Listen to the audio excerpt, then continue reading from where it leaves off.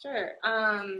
Yeah, so I think soft skills are incredibly important, almost more important than hard skills. And the reason I say that is, well, one, like working towards any goal or any objective, you're going to be working on a team. More often than not, you'll probably be working on a team.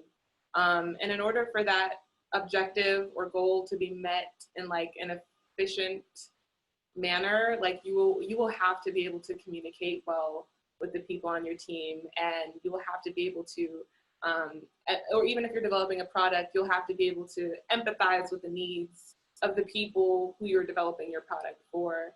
And even in like when I was working with Dormant Fund, even in venture capital, like we always said, if we meet with a company and they can't explain to us in simple terms what they do, they're not getting funding. Because at the end of the day, if they can't explain to us in simple terms what they do, how will they be able to communicate that to the people whose problems they're trying to solve, right? How will they be able to convince an audience of people to buy their product, that their issue that they're facing, the problem that they're facing needs their specific solution.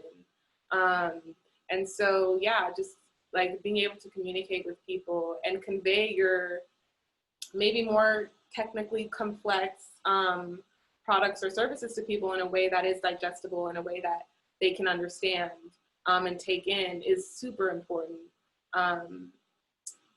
Yeah.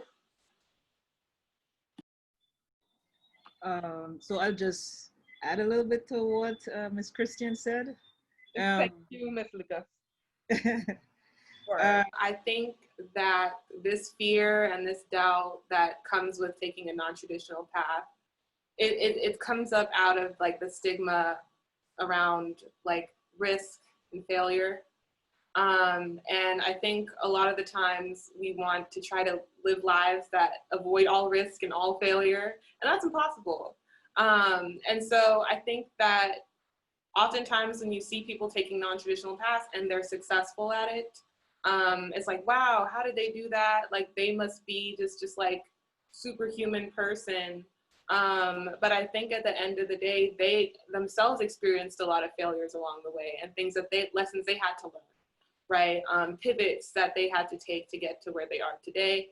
And I think that anyone who wants to pursue a non-traditional path should expect to have to take those pivots, right? And should expect to have to learn those lessons.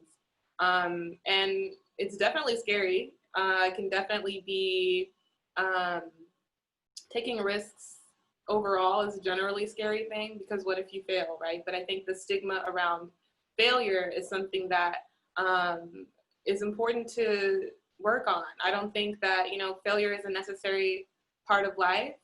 And whenever you try a new venture, you try something new, there's a chance that you might fail. And that just means that you're learning a new lesson and you're redirecting to something else. And that's good. So learning is good. I see learning as a success. And whether that learning comes from failure or not is a success. And I think more people should try and adapt that idea to combat. I don't think fear will ever like go away, but I think you can decide how you're going to react to it and what your actions will be in response to that fear.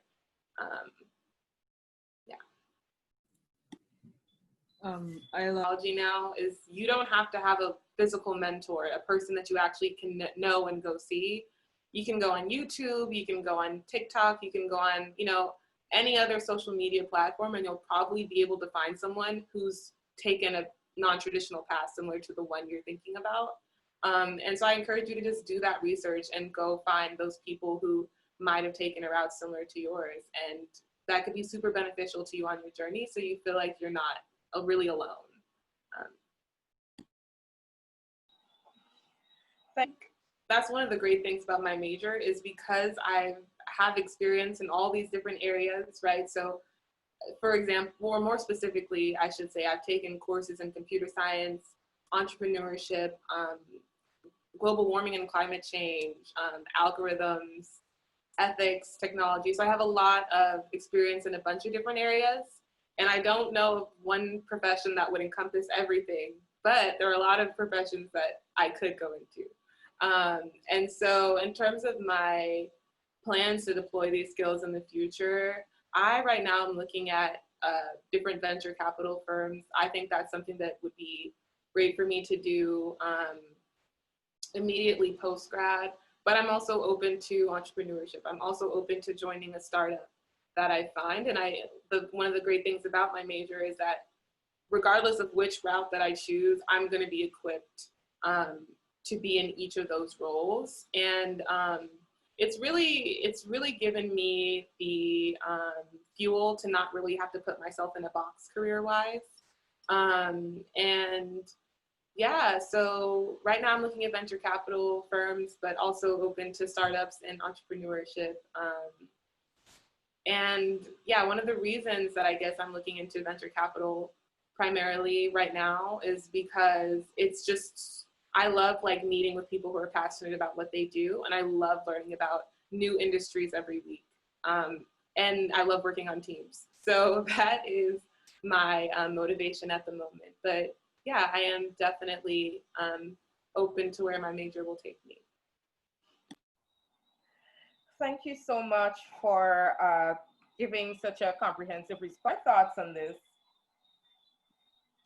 Yes. Also, I'm very happy that Romola brought up that metric for just how you feel being a strong determinant for success, right? Waking up and feeling fulfilled. Extremely great marker for success. Yeah, and so I think in all of my like science and tech experiences, personally, I view them like all of my experiences with like startups I've worked with, projects I've worked on as successes because of how much I've been able to learn and how many people I've been able to help. And specifically with STEM Guyana, there's just so much that we've been able to accomplish, reaching almost 10,000 students in Guyana with robotics education, training almost 300 different teachers, the different apps that we've come up with. And also, I think working closely with the team, all 3 years that we've competed in First Global has been just an incredible experience. Getting to know the team, I love them. I think some of them are watching today, they're amazing. But also just the way that we performed. In 2017, we were 10th in the world out of 180 different countries.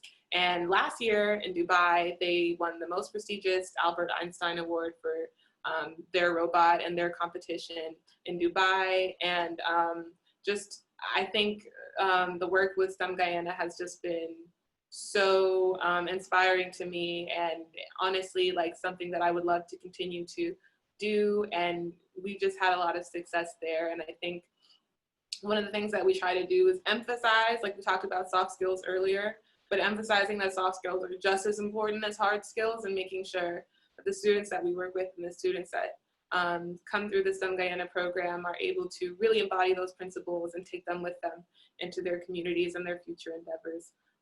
But yeah, I think that's what I would call my successes so far.